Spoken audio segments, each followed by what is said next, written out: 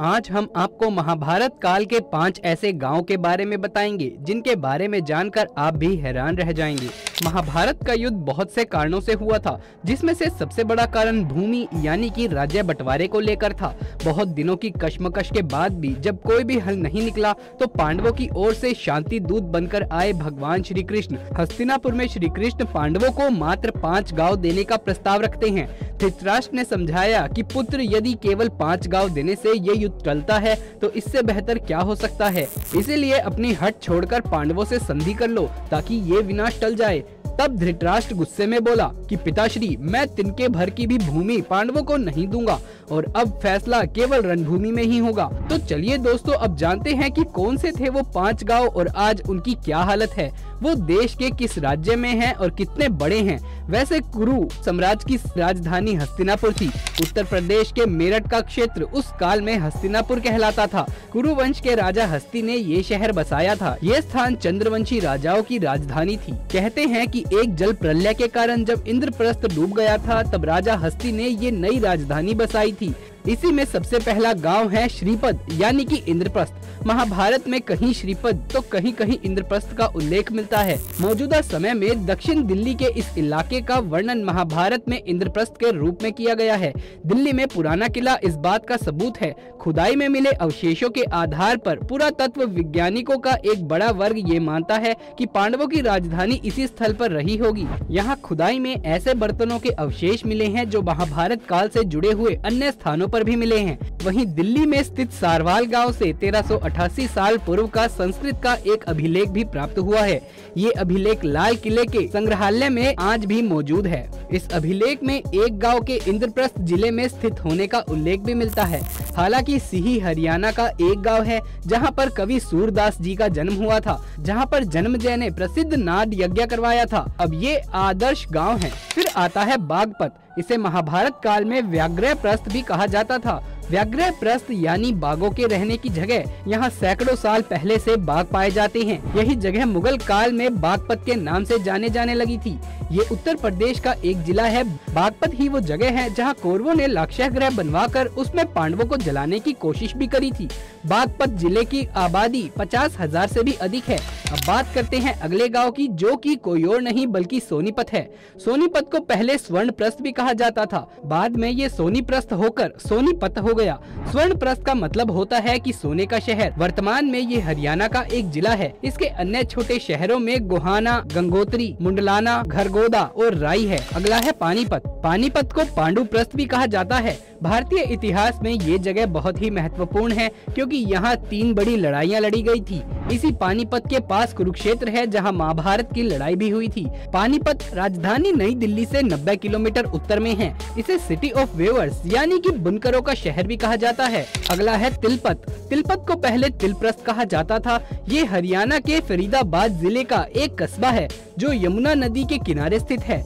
इस कस्बे की आबादी लगभग 40,000 से अधिक है। सभी 5,000 से अधिक पक्के मकान यहाँ पर मौजूद हैं। तो दोस्तों, ये थे महाभारत काल के वो 5 गांव जो आज भी मौजूद है। क्या आप भी इनमें से किसी एक गांव में रहते हैं? अगर हाँ तो हमें कमेंट बॉक्स में जरूर बताइए और बता दीजिए सारी दुनिया को कि ये सारी जगह आज भी पृथ्वी पर मौजूद है। क्योंकि कुछ लोगों को तो लगता है कि महाभारत हुई ही नहीं थी। अगर महाभारत सच में नहीं हुई थी और वो सिर्फ एक कहानी ही थी तो कह दीजिए कि ये सारी जगह भी झूठ है और जो हमने आज आपको इस वीडियो में बताया वो सब कुछ झूठ है। दरअसल दोस्तों, महाभारत पर आधारित कितने ही झूठे किस्से कहानियां हैं जो समय के साथ फैलते ही गए और उनका मूल महाभारत में कोई भी वर्णन नहीं था, जिनको पहले कुछ लेखकों ने और फिर कई टीवी सीरियल्स ने आगे बढ़ा दिया। क्योंकि ये सीरियल घर घर देखे जाते थे तो वो कहानियां भी कई लोगों को सत्य लगनी शुरू हो गई। और जब लोगों को ये बात पता चलती है कि ये कहानियां झूठी हैं, तो लोग सोचते हैं कि पूरी की पूरी महाभारत ही झूठी है। लेकिन दोस्तों, सिर्फ कुछ झूठे किस्से कहानियों को अगर हटा दिया जाए तो उसके अलावा हमारी महाभारत एक महान काव्य ग्रंथ है जो कि बिल्कुल सत्य है। तो चलिए आज हम आपको आगे की इस वीडियो में बता दें कुछ सबसे बड़े झूठ जिनका मूल महाभारत से कोई लेना देना ही नहीं है। अभिमन्यु का चक्रव्यूह भेदने का ज्ञान। हम में से अधिकतर लोग यही मानते हैं कि अभिमन्यु ने चक्रव्यूह भेदने का ज्ञान अपनी माता के गर्भ में से ही अर्जित कर लिया था। इस बात का वर्णन किसी भी अनुवादित संस्करण में नहीं है और इस बात की पुष्टि अभिमन्यु ने खुद की थी। उन्होंने अपने पिता अर्जुन से चक्रव्यूह के भीतर घुसने का ज्ञान तो ले लिया था, परंतु अर्जुन उन्हें पूर्ण ज्ञान नहीं दे सके क्योंकि अर्जुन के पास उस समय अभिमन्यु को बाकी का ज्ञान देने का पर्याप्त समय नहीं था। और इसी बात की पुष्टि स्वयं अर्जुन ने भी की थी कि उन्होंने अभिमन्यु को केवल उसे भेदने का ज्ञान दिया था। इन दोनों बातों का वर्णन द्रोण पर्व अध्याय 82 अथवा अध्याय 33 में किया गया है। अगला है गांधारी द्वारा अपने पुत्र का शरीर वज्र का बना देना। एक लोक कथा ये भी कहती है कि गांधारी ने कोई दृष्टि डालकर अपने पुत्र का शरीर वज्र का बना दिया था, पर श्री कृष्ण ने चतुराई से दुर्योधन के निचले भाग को ढकने के लिए उसे विवश कर दिया और इसी कारण उसकी मृत्यु हुई। KMG गीता प्रेस या बोरी द्वारा अनुवादित किसी भी संस्करण में इस बात का उल्लेख नहीं है। पांडवों के वनवास के दौरान दुर्योधन ने अपनी संपूर्ण शक्ति गदा युद्ध में निपुण होने के लिए झोंक दी थी। उन्होंने भीम का पुतला बनाकर उस पर लगातार 13 वर्षों तक अभ्यास किया था और इसी कारण उनके ऊपर का भाग कठोर हो गया था। इसीलिए कहते हैं कि उनका ऊपर का भाग पत्थर का हो गया था। सहदेव द्वारा अपने ही पिता का मस्तक का खाया जाना। दोस्तों, ऐसी बेतुकी बात का वर्णन महाभारत में कहीं भी नहीं है। ये कहानी देव पटनायक की किताब जया में मिलती है, जिनके अनुसार पांडु ने वन में रहते हुए बड़ी तपस्या की थी, जिससे उन्हें बहुत ज्ञान अर्जित हो गया था और उन्होंने अपने पुत्रों से कहा था कि जब मेरी मृत्यु हो तो मेरे शरीर को खा लेना, उससे तुम्हें मेरा समस्त ज्ञान प्राप्त हो जाएगा। परंतु मूल महाभारत के अनुसार जब पांडवों की मृत्यु हुई थी उस समय नकुल सहदेव की आयु बहुत ही छोटी थी। व्यास जी की महाभारत से इस कहानी का कोई भी लेना देना नहीं है। ये बात अवश्य सत्य है कि सहदेव बहुत ज्ञानी थे और वो बृहस्पति जी के शिष्य भी थे, किंतु वो भविष्य देखने वाले कोई ज्योतिषी नहीं थे।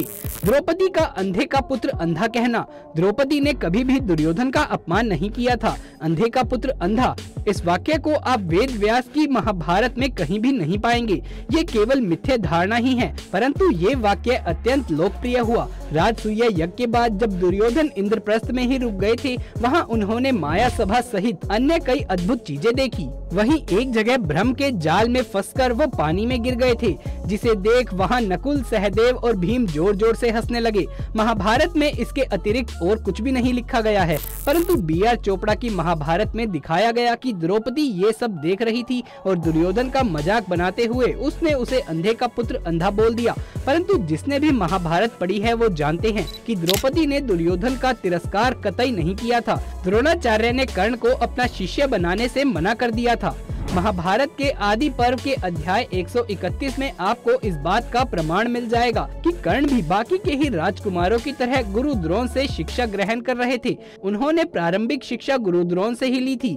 वहीं आश्रम में एक दिन कर्ण एकांत में गुरु द्रोण से मिलने पहुँचे और उनसे बोले कि मुझे अर्जुन से युद्ध करने की अभिलाषा है और मुझे आप ब्रह्मास्त्र का ज्ञान दे दीजिए। पर द्रोणाचार्य कर्ण की मंशा भाप गए थे और उन्होंने मना कर दिया। तब कर्ण परशुराम जी के पास गए थे। कुंडल हरण पर्व में सूर्य देव से कर्ण ने कहा था, आप मेरी चिंता ना करें, मेरे पास अस्त्रों का महान बल है। मैंने परशुराम और द्रोणाचार्य जी से अस्त्र विद्या सीखी है।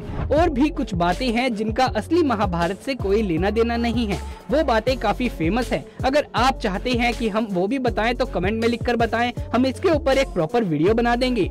बाकी आपको ये वीडियो कैसा लगा हमें कमेंट में लिखकर जरूर बताइए। साथ ही कमेंट बॉक्स में जय श्री कृष्ण जरूर से लिख दे। अगर ये वीडियो पसंद आया हो तो इसे एक लाइक करके अपने दोस्तों और रिश्तेदारों में ज्यादा से ज्यादा शेयर करें। आगे भी ऐसे वीडियोस देखते रहने के लिए हमारे चैनल को सब्सक्राइब करके पास वाले बेल आइकन को दबा लें। जल्द मुलाकात होगी आपसे किसी अगली वीडियो में। तब तक के लिए